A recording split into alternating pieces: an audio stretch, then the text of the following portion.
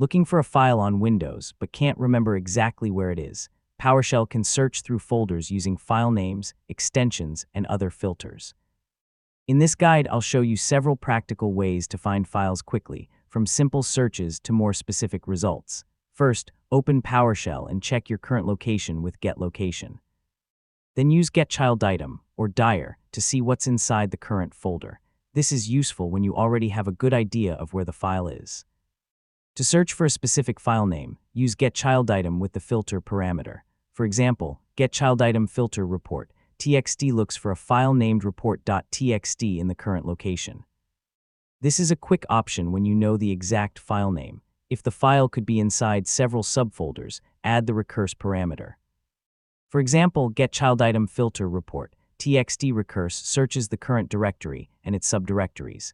Yeah, this is much more useful when you're not sure which folder contains the file.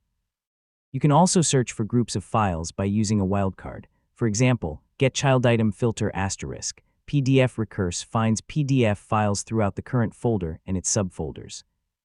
You can replace .pdf with extensions like .jpg, .docx, or .txt. To search somewhere else, use the path parameter.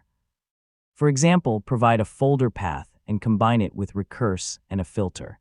This lets you search a specific location without changing your current directory. If the path contains spaces, put it inside quotation marks. For more advanced searches, you can filter results by properties such as file size or modification date. Commands like whereObject let you apply these conditions after retrieving the files. This is where PowerShell becomes really flexible for large folders. And that's how to find files with PowerShell.